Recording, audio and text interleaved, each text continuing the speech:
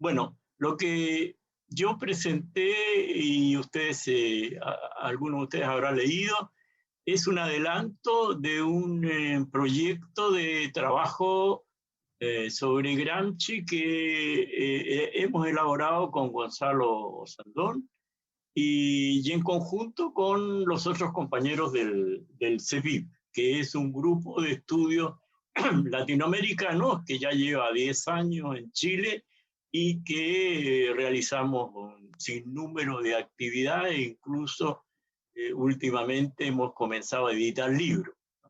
Ahora, como proyecto, para que ustedes entiendan y me disculpen de que hable de cosas que es probable que ustedes las conozcan de sobra y tengan respuestas a ellas, pertenece a las inquietudes que nosotros hemos tenido en nuestra lectura de Gramsci, ¿no?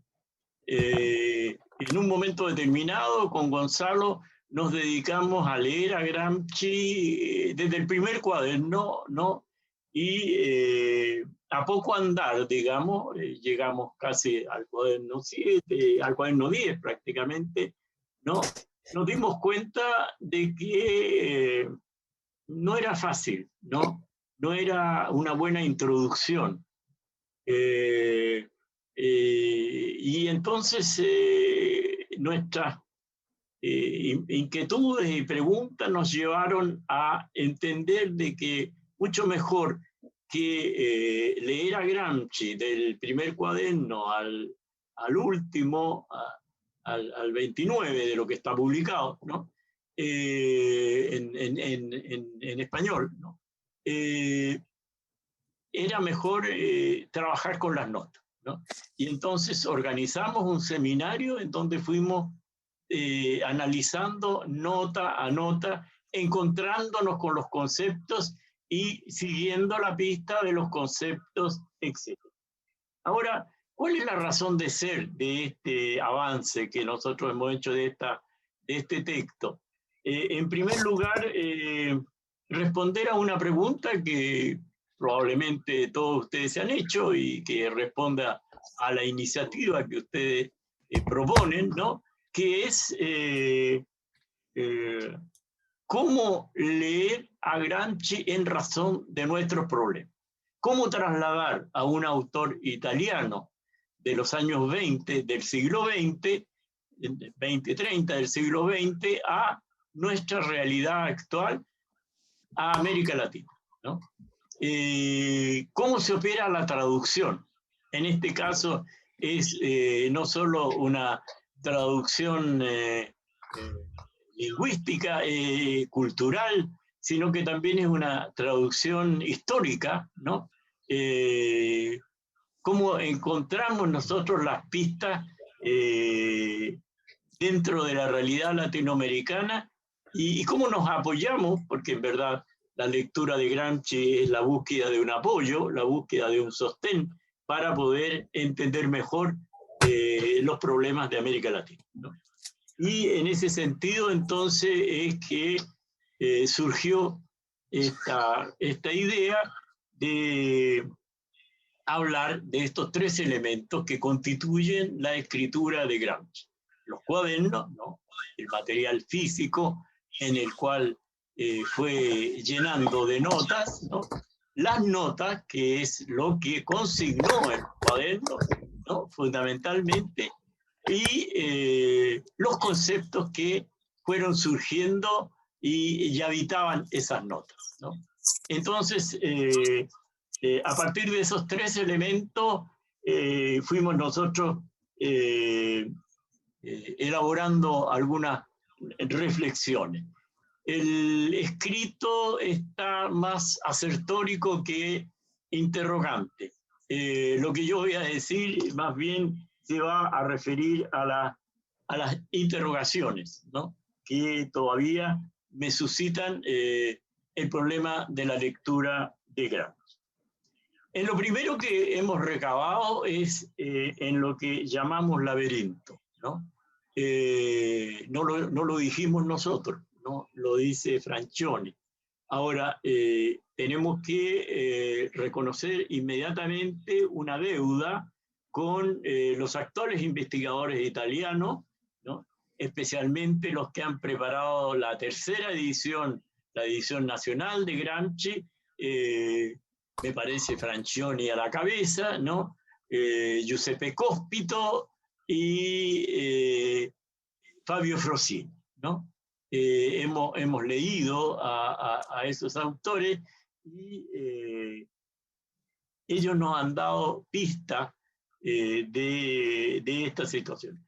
Nos ayudó enormemente a despertar nuestro interés y ayudarnos en nuestro trabajo la publicación de Barbero, un argentino, de la obra de Cospito, una lectura diacrónica de Antonio Gramsci, ¿no? Entonces, que es un libro publicado en Argentina hace un par de años y que Barbero es un gran traductor. En estos momentos, tengo entendido, prepara la traducción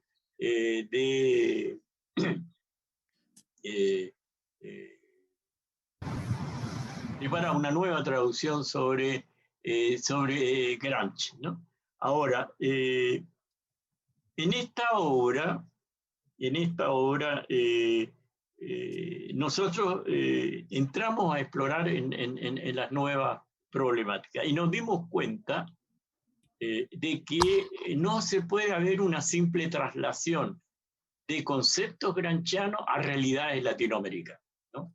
Que hay dos trabajos previos que hay que ejecutarlos con un cierto rigor. Primero, lo filológico, entender exactamente qué quiere decir Gramsci con conceptos tales como hegemonía, revolución pasiva, sentido común, lorianismo, etcétera, etcétera. Y por otra parte, el aplicar un determinado concepto a la realidad latinoamericana no nos exime de estudiar a fondo esa realidad latinoamericana para ver las similitudes y disimilitudes frente a aspectos que Gramsci inspeccionó. En el fondo, lo que creo que podríamos nosotros entender de Gramsci es proceder como él procedió, ¿no? Proceder de la misma manera como él fue elaborando los conceptos con los cuales trabajó el periodo que él estudió principalmente en Italia, el periodo del fascismo italiano, herencia casi inmediata del Resurgimiento, ¿no? Y los conceptos que del análisis de esa realidad y otras perspectivas históricas fue elaborando. En ese sentido, entonces, es que nosotros hemos visto esta lectura. Entonces, yo creo que en el artículo decimos más bien la razón por la cual pensamos de que Gramsci elaboró un laberinto, ¿no?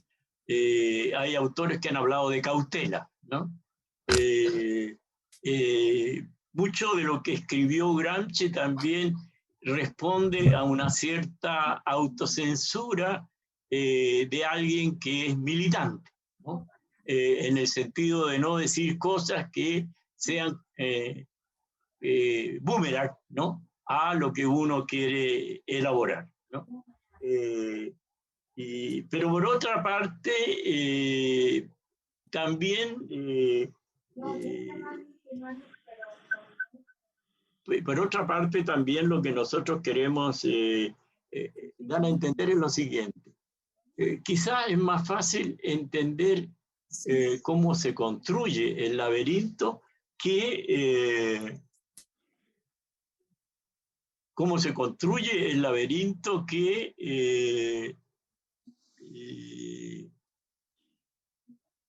darnos cuenta, ¿no? Ponerlo en el primer plano, el hecho de que tenemos que entender la escritura de Gramsci como un laberinto. ¿Qué significa eso? Que cuando leemos a Gramsci no estamos ante un sistema, ¿no? No estamos ante un sistema acabado. No estamos ante un cuerpo completo de ideas ya finitas y frente a las cuales cabe solamente aprenderlas bien, etc. Estamos más bien ante interrogaciones, ¿no? Interrogaciones que la forma que tienen las notas nos incitan a entrar en esa interrogación. Tenemos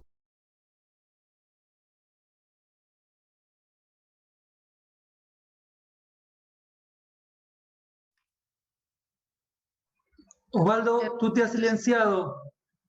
Osvaldo, estás silenciado tu micrófono.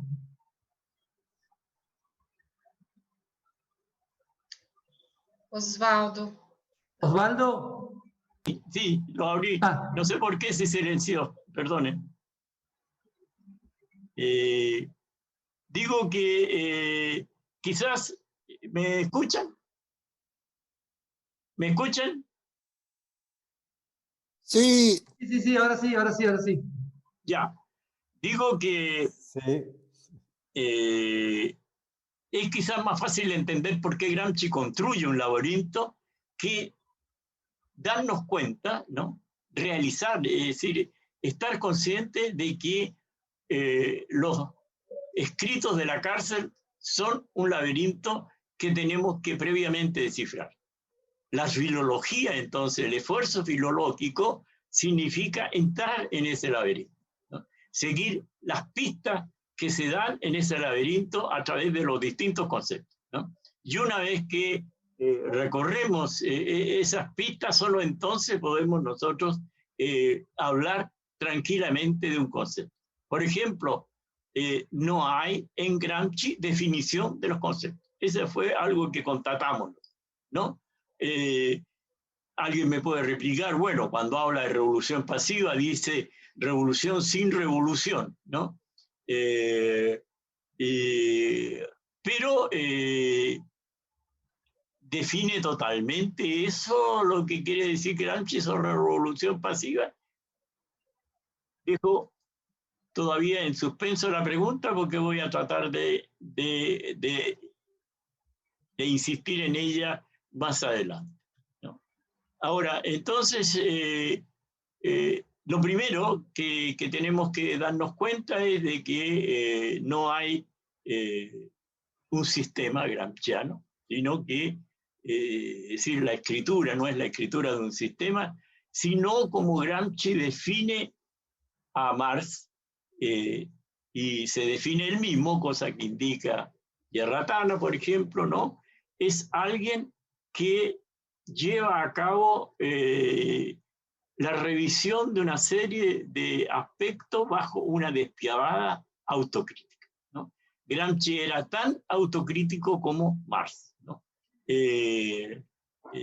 Ha costado, ¿no?, bajo esa espesa capa que fueron los manuales de marxismo-leninismo, entender de que Marx era más bien un pensador que estaba continuamente y reiteradamente revisándose y cambiando, ¿no?, y autocriticándose, que una figura incólume, digamos, de un sistema fijo y estable. Queremos destruir también esa imagen de Gramsci que quedó así de un elaborador de sistema a raíz de la primera edición. La primera edición que fue la que yo leí, digamos, en la traducción argentina de Lautaro, y que era en forma de libro, ¿no? Y que llevó mucho a pensar de que nosotros, que Gramsci había escrito libros, ¿no? Ahora, a pesar de que estaban ahí en texto las notas, más o menos distribuidas, pero de todas maneras, para un lector común y corriente, que daba esa impresión. Luego, Gramsci es un pensador que invita a una lectura crítica, ¿no?, de lo que él escribió, ¿no? Y una lectura crítica, entonces, que siga las huellas de este laberinto, ¿no? Yo no quiero insistir en las razones del laberinto porque ya las dije. Uno era la cautela de que lo que escribía se conociera, lo que podía significar o la destrucción de sus cuadernos o la publicación en el Corriere della Sera de alguna de las cosas que él dijo sobre el Partido Comunista o sobre la Unión Soviética, ¿no? Este laberinto funcionó para 3 lectores. Funcionó para el carcelero, que no se dieron cuenta. Funcionó para un juez que en un momento determinado visitó el baúl de Gramsci, revisó algunos de sus cuadernos y dijo, no, estos son los desvaríos de alguien que ya está senil, ¿no? Y funcionó para Mussolini.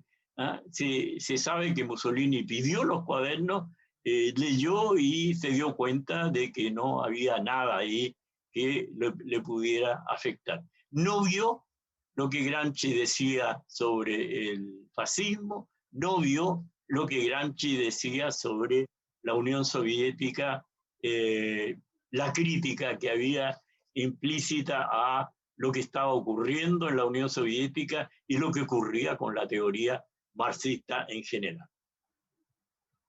Ahora, de las ediciones que nosotros hemos tenido de Gramsci, que son 3, ¿no?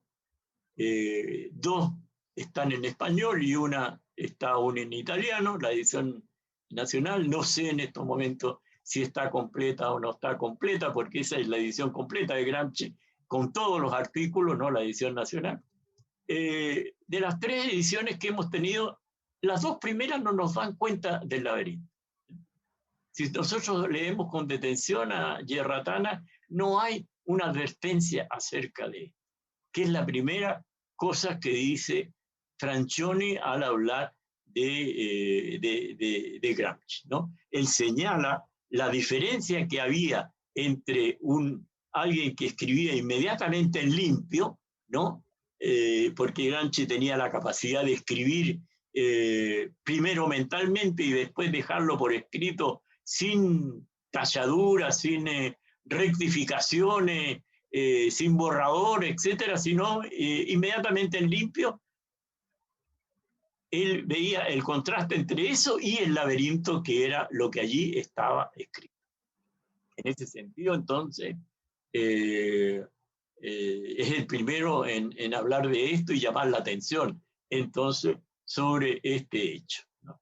Ahora, en el fondo, entonces, es solamente la última edición y los escritos de Francioni, Frosini y Cospito que nos han puesto sobre la pista de este Dédalo, ¿no? Que construyó Gramsci.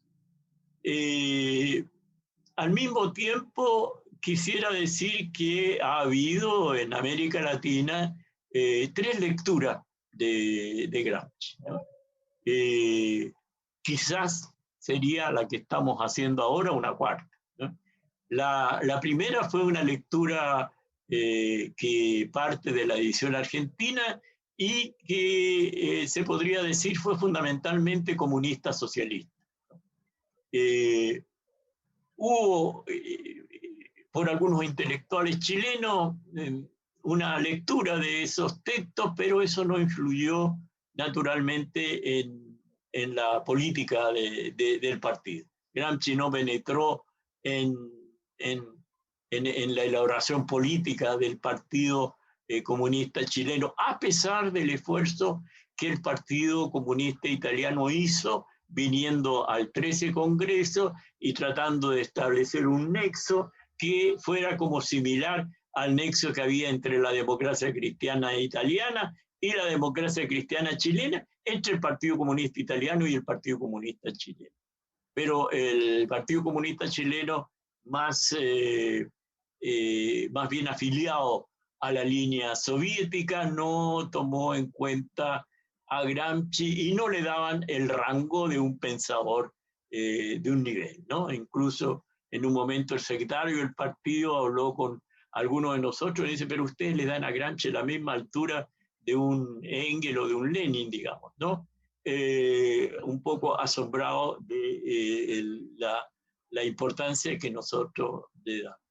Bueno, a esa lectura que se quedó en algunos intelectuales, otros como Aricó abandonan después el partido, ¿no? Sucede una lectura socialdemócrata, ¿no?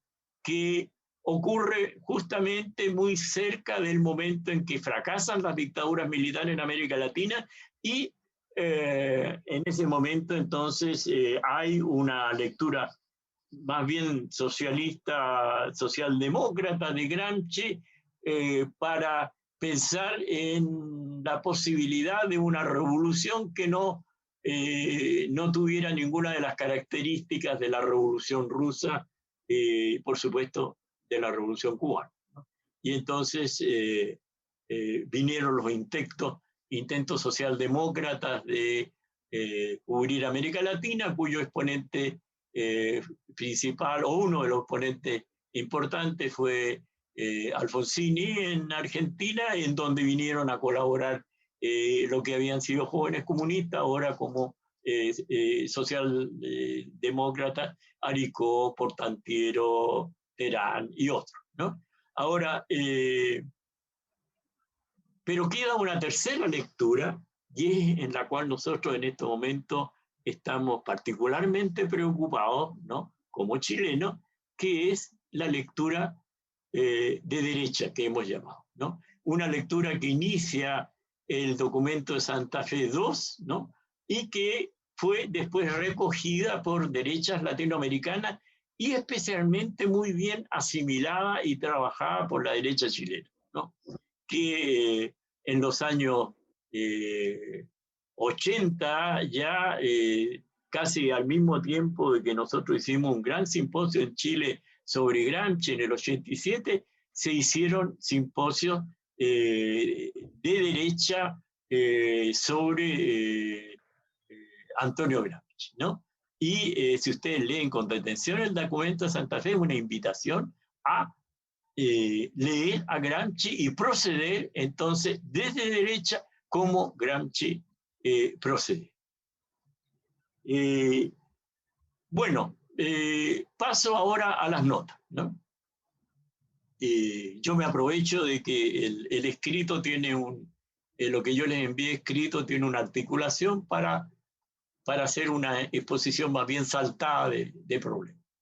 ¿Qué podemos decir de las notas, ¿no? Aparte de decir de que lo que escribió Gramsci fundamentalmente fueron notas, ¿no? No escribió artículos, no escribió libros, ¿no?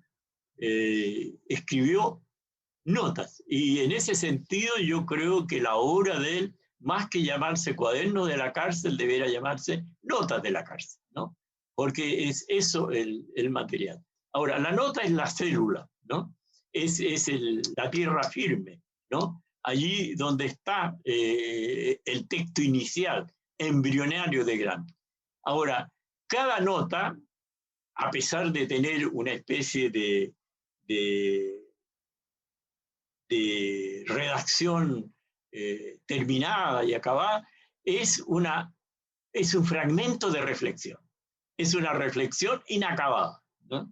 Es una reflexión que brota por todos lados, impulso a salir fuera de la nota, ¿no? Si ustedes leen una nota, se van a encontrar con conceptos y con problemas que los van a invitar a salir de esa nota.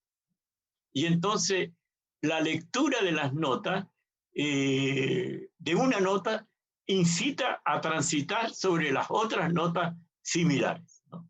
Nosotros hemos definido este trabajo, esta hermenéutica de lectura, bajo los términos de lo sintagmático y lo paradigmático, ¿no? Una palabra se define, como ustedes saben, por dos ejes, un eje vertical y un eje horizontal y un eje vertical. El eje horizontal es el texto, ¿no? Es el texto en donde habita la palabra y la referencia de esa palabra a otro espacio que no está ya en el texto que se agota en la lectura vertical, lineal, es el plano paradigmático. En el caso de Gramsci, nosotros hemos llegado a la conclusión de que el primer plano del paradigma de cada nota está en las notas similares, ¿no? De tal manera de que en Gramsci más bien hay que navegar a través de las notas. No hay que entender que las primeras notas son más acabadas que las últimas notas, ¿no? No ocurre así, ¿no? Generalmente encontramos en el medio notas mucho más decisivas que las notas que están en los extremos. Tampoco quiere decir de que la última nota es la más acabada o que la primera nota es la más embrionaria, ¿no? Franchoni habla de un movimiento en espiral. Es una metáfora que da. Yo hablaría más bien, o nosotros hablamos más bien de navegación, ¿no? O sea, de navegar de nota en nota, ¿no? Y al llegar ahí a ese islote, ¿no? Hay indicios, papeles, es decir, letreros que nos indican hacia dónde tenemos que ir, hacia qué nota debemos transitar de preferencia, ¿no? Nosotros, perdonen, hicimos el ejercicio a través de, no es la ocasión de repetirlo acá, a través del concepto de revolución pasiva, ¿no? Y no partimos de la primera. ¿Ves que aparece por primera vez en la nota 44 del cuaderno 1, pero ahí en la nota 44 del cuaderno 1, si bien está todo el enunciado que yo les dije, ¿no? No es una nota dedicada a la revolución pasiva, es una nota dedicada al concepto de hegemonía, ¿no? Y a la manera como llevaron a cabo los moderados una hegemonía para dominar el proceso histórico que se estaba viviendo en el año 48. Entonces, en 1848. Entonces, en este sentido es que nosotros hablamos de navegación y que se puede partir entonces de cualquier nota, ¿no? Se puede partir de cualquier nota que esté en un cuaderno. Si ustedes quieren, pueden partir de la primera nota del cuaderno 13, por ejemplo, para empezar a ver todo lo que tiene que ver con el partido, el partido político, la estructura del partido político, o pueden partir de la nota que se encuentra en el cuaderno, la nota 12, que se encuentra en el cuaderno 11, si no me equivoco, si bien recuerdo, donde habla de que todos los hombres son filósofos, para llegar al importantísimo concepto, que es uno de los conceptos claves de Gramsci, de sentido común. Este concepto es tan clave que la lectura de derecha que se hizo en Chile, ¿no? Ellos fueron a las poblaciones a dar charlas y a tratar de cambiar la mentalidad, el sentido común de las poblaciones que eran chilenas, que era fundamentalmente de izquierda, ¿no? Y en una mentalidad de derecha. Y en cierto modo lo lograron, ¿no? Y es solamente en octubre del 19 que la situación se revirtió y que el sentido común que había impuesto la dictadura a través de la acción de los gremialistas empezó a vacilar y a resquebrajarse, y por eso las consignas principales eran: Chile despertó, Chile se dio cuenta de qué es lo que pasaba. Yo, para entender lo que es una nota, usé una definición. Gramsci no dice que esa sea su definición de nota, pero vale mucho, ¿no? Y los invito a leerla y a estudiarla. Es una parte de una nota que aparece en una rúbrica que él llama nociones de enciclopedia o enciclopedia, no son enciclopédicas, ¿no? Y que está en el cuaderno 15, en el párrafo 16, donde habla de aporía. Y dice, duda o nexo de pensamiento todavía en formación, lleno de contradicciones que esperan solución. Por lo tanto, la aporía puede resolverse, como cualquier duda, positiva y negativamente. Eso es típicamente una definición de Gramsci o típicamente una nota de Gramsci, ¿no? Más adelante voy a leer otra para que vean ustedes, digamos, lo complejo que son las notas de Gramsci.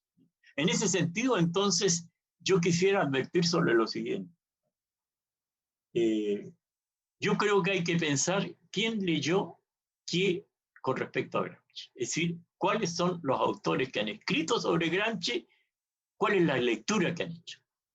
La primera, ¿no? La del año 48, la de Einaudi, ¿no? La segunda, la de Guerratana, ¿no? O la tercera, la edición nacional. Pienso que cada una de estas ediciones deja una impronta que determina en gran medida una manera de mirar la obra de Gramsci que es distinta. Y por eso entonces uno se encuentra con libros en donde tranquilamente se definen los conceptos de Gramsci, se establece el sistema de Gramsci, ¿no? O tranquilamente hay libros que dan el glosario de Gramsci, ¿no? El diccionario de Gramsci, como si se pudiera decir de Gramsci, mire, aporía es tal cosa, hegemonía es tal cosa, revolución pasiva es tal cosa, ¿no? Se procede entonces con la idea académica de que los conceptos de Gramsci son conceptos definidos y que Gramsci trabaja con definiciones de conceptos. Yo no he encontrado muchas definiciones de conceptos. No entiendo de dónde Laclau sacó con mucha tranquilidad la definición del concepto de hegemonía y hizo un libro sobre eso, ¿no? Yo creo que son 44 notas que hablan de hegemonía. Y las notas que tienen por título hegemonía y que piensa que ahí va a ser, no hablan de hegemonía, ¿no? Hablan de otras cosas. Entonces, es bastante complejo, ¿no? Hay que entender entonces que las notas de Gramsci son fundamentalmente fragmentos de reflexión y que pertenecen a lo que yo llamaría el orden de investigación. Yo adopto esta expresión de Marx, que la pueden ver ustedes en el epílogo a la segunda edición del Capital, en donde habla del modo de exposición y el modo de investigación. Marx dice que una vez acabado el modo de exposición, completamente se puede empezar a exponer el resultado, es decir, viene el orden de la exposición. Ahora, si nos detenemos, ¿qué es lo que es la obra de Gramsci? Es un laboratorio, el laboratorio de sus investigaciones, y se quedó en eso, ¿no? Gramsci no tuvo ocasión de escribir sus resultados. ¿Hacia dónde iría eso? Hay una pista, ¿no? Hay una pista que se puede seguir a través de los distintos punteos de temas que él elaboró, lo que le dice a Tatiana en la carta de marzo, me parece, del año 27, cuando pensaba que le iban a dar la posibilidad de escribir, o lo que escribe en el cuaderno 1, que son como 16 temas, ¿no? Y todo eso se encamina a que Gramsci pensaba quizás elaborar ensayos al final, ¿no? Esta pista de los ensayos se puede seguir con las rúbricas, ¿no? Son muy importantes las rúbricas en Gramsci, porque las rúbricas son los primeros intentos de asimilar el concepto, ¿no? Una vez que abandona las rúbricas, vienen una especie de bloques de conceptos como los apuntes de filosofía 1, apuntes de filosofía 2 y apuntes de filosofía 3 que están en el cuaderno 4, 7 y 8, ¿no? Y o también, digamos, lo que dice a propósito del canto 10º del infierno, ¿no? O lo que es casi un bloque cuando habla de los intelectuales en el cuaderno 4, o en el cuaderno 7. Entonces, todo eso lleva a los cuadernos especiales y después a formas similares a monografías desde el cuaderno 19 al 29.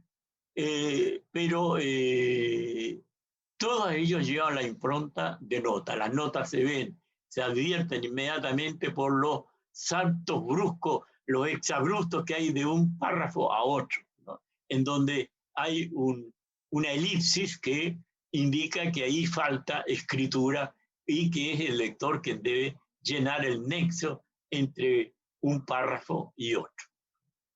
La otra cosa que quiero dejar abierta también como pregunta es, Gramsci también en esa carta que le envía a Tatiana en el año 27, le habla de su intento de escribir algo Furedi.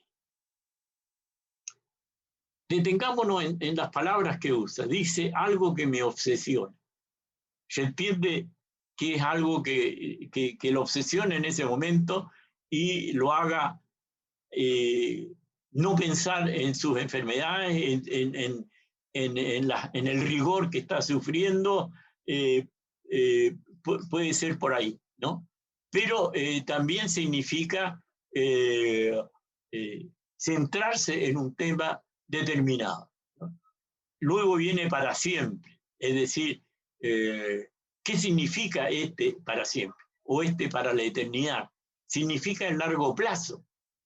Puede ser, ¿no? El largo plazo. Es decir, cuando alguien escribe no frente a la contingencia inmediata, sino ante un problema a más largo plazo, a más amplio plazo, que era lo que él pensaba sobre el marxismo, ¿no? O lo que pensaba sobre la Unión Soviética, ¿no? Pero agrega desinteresada, ¿no? Y ahí hay un problema a resolver, desinteresada de que de la contingencia, pero es precisamente la contingencia lo que lo acicateaba y lo obligaba a escribir, ¿no? Luego, hemos llegado a la conclusión que Furedi es, cuando fue enunciado, y Gramsci, si no me equivoco, ¿no? Si no me equivoco, lo dijo al comienzo en el año 27 y no lo volvió a repetir. Pero su escritura podría ser definida por ese Furedi, ¿no? Y la definición exacta del Furedi tendríamos que sacarla entonces de una lectura de Gramsci, de una lectura no lineal de los cuadernos, sino de una lectura a través de la nota de Gramsci, ¿no? Ahora, pasemos a los conceptos para ir terminando, ¿no? Categorías gramscianas. Perdonen que aquí voy a decir cosas que ustedes saben y me pongo un poco profesoral. Normal y académicamente, el concepto está destinado a capturar una serie de fenómenos, igualándolo y uniformándolo. Esto conforta a la ciencia y también conforta a la filosofía. Pero conlleva un peligro, pensar lo real como fijo, ¿no? Cuando la realidad es siempre móvil. No creo que haya realidad inmóvil, ¿no? Sea en lo infinito pequeño o sea en lo infinito espacial. Lo que abordemos se mueve, ¿no? La filosofía se afana en buscar en detener lo real, digamos, y de ahí sus pretensiones metafísicas, ¿no? Que la hacen fracasar en lo que es realmente la filosofía, que es preguntarse sobre las cosas, ¿no? Una posición crítica frente a lo que existe, ¿no? Y no una búsqueda de la verdad, ¿no? ¿Existe la verdad? ¿No? La filosofía cree que se puede buscar la verdad y que se puede encontrar la verdad. Y es ahí en donde ya un pensamiento filosófico empieza a fallar estruendosamente. Ahora, al revés de eso, ¿cómo elabora Gramsci los conceptos? Por lo general, los toma en préstamo, o lo construye desde figuras históricas o literarias, o de situaciones particulares, como el cadornismo, el boulangismo, ¿no? El lorianismo, ¿no? Que son conceptos riquísimos, ¿no? Es decir, en la medida en que nosotros los vamos siguiendo a través de las notas en donde aparecen, ¿no? El cadornismo, en el fondo, está apuntando en uno de sus aspectos a la disciplina partidaria, ¿no? Que Lenin decía que debía ser consciente. El cadornismo habla de todo lo contrario. Es decir, cuando el jefe da una orden, se tienen que cumplir, ¿no? El boulangismo es una entrada al fascismo, ¿no? Al líder carismático, ¿no? Puesto en ridículo bajo la figura de Boulanger. Y lo que pasó con Boulanger en Francia, ¿no? Entonces, explorar todos estos conceptos nos van llevando al universo gramsciano.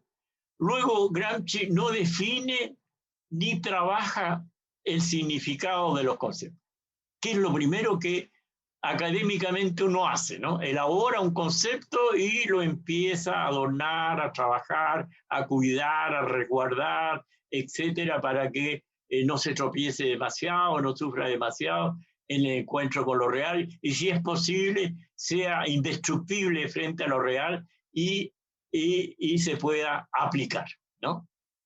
Difícil palabra esa de aplicar, ¿no? A mí me quedó como una palabra complicada desde el momento en que los manuales de marxismo-leninismo entendían que el marxismo era algo que había que aplicar a la realidad. Y si la realidad no respondía a los parámetros de ese paradigma marxista, peor para la realidad, ¿no? Entonces, en Gramsci, en cambio, cada concepto, una vez que ingresa en su cuerpo teórico, en su corpus, ¿no? Se encuentra con otros conceptos y no sale indemne de esas justas, ¿no? Lucha con otros conceptos, es modificado por ellos, modifica a su vez los otros, y eso es lo que nosotros debemos darnos cuenta exactamente cómo ocurre en las notas de Gramsci, ¿no? Gramsci pone los conceptos a prueba con otros conceptos. Los pone a jugar, ¿no? Y de esa manera entonces los prueba, ¿no? Los amplía, les da otra dimensión, ¿no? En ese sentido, entonces, vuelvo a preguntar qué significa hacer un glosario sobre Gramsci. ¿Significa caminar hacia la certeza? ¿O más bien hacia la problemática y la incertidumbre? ¿Cómo un diccionario de Gramsci nos introduciría en una mirada crítica y autocrítica del texto y no hacia una certeza, algo así como que alguien te dice, oye, no entiendes mucho a Gramsci, toma, mira este librito, aquí está la definición de los conceptos, léelo y te vas a dar cuenta qué es lo que quiere decir con cada palabra. Entonces, es eso lo que yo quiero que no... Por ejemplo, el concepto de revolución pasiva. El concepto de revolución pasiva se guía solamente en la amarga reflexión de Vincenzo Cuoco, ¿no? Que en el fondo lo que dice Vincenzo Cuoco es más bien la amargura frente al fracaso de la revolución en la cual él participó, ¿no? Gramsci después avanza hacia una dimensión más general, y en el mismo cuaderno, en otros cuadernos, en donde sitúa en el contexto de las revoluciones europeas, que evitaron ser como la francesa. Es decir, revoluciones que trataron de que no hubiera una revolución como la Revolución Francesa. Pero hay además de eso, una reflexión notable, y yo llamo la atención sobre ella, que es en donde la define como necesario corolario crítico del prólogo a la Constitución.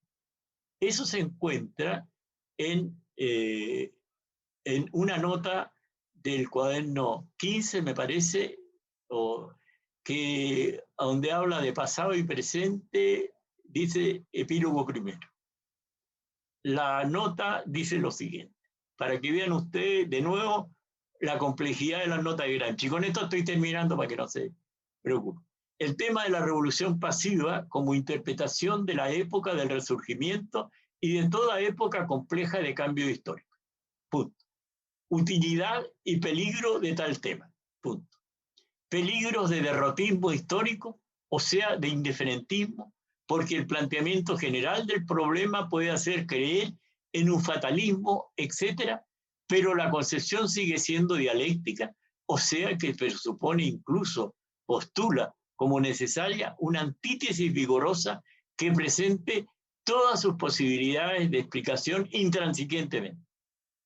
Por lo tanto, no teoría de la revolución pasiva, sino programa, como fue en los liberales italianos del Resurgimiento, como criterio de interpretación en ausencia de otros elementos activos de forma dominante. Y aquí viene la frase clave. Parece que la teoría de la revolución pasiva es un necesario corolario crítico de la introducción a la crítica de la economía política. ¿De qué habla la introducción de la crítica? Que además no es toda la introducción, sino un fragmento, ¿no? Cuando Marx da a conocer el resultado de sus investigaciones. En eso hay un párrafo fundamental en donde Marx habla de cómo el hombre tiene acceso al conflicto real, ¿no? O sea, lo da como posible e incluso hay ahí también una especie de llamado a participar de él, ¿no? Lo que Gramsci estaría haciendo con esta nota es decir, está bien, los revolucionarios se tienen que dar cuenta de que en medio de una crisis orgánica enorme hay una apertura revolucionaria en la cual pueden intervenir. Pero no solo los revolucionarios se dan cuenta de esto, se dan cuenta también los reaccionarios. Y los reaccionarios van a hacer todo lo posible para que eso no ocurra, ¿no? Todo lo posible no significa solamente retroceder, sino hacer cambios determinados que lleven a entender, digamos, que el camino que ofrecen las fuerzas que actúan en pro de una revolución pasiva son revolucionarios, ¿no? La Alianza para el Progreso fue un intento norteamericano de ofrecer un camino paralelo al de la Revolución Cubana para que no hubieran otras revoluciones cubanas, ¿no? Esa es la novedad y ese es el sentido, a mi entender, más profundo de la revolución pasiva, como tenemos nosotros que leer, ¿no? Que Gramsci le ilustra enormemente con el Resurgimiento, porque Gramsci sufrió eso, ¿no? Es decir, es un poco como dijera Marx está diciendo esto y que yo viví esto otro, ¿no? Vivió el aprovechamiento de las fuerzas reaccionarias de una situación revolucionaria, aprovechamiento de los moderados primero y del fascismo después. Bueno, dejo aquí esta serie de interrogantes y muchas gracias por haberme invitado, muchas gracias por haberme escuchado y disculpen todas las simplezas que haya dicho.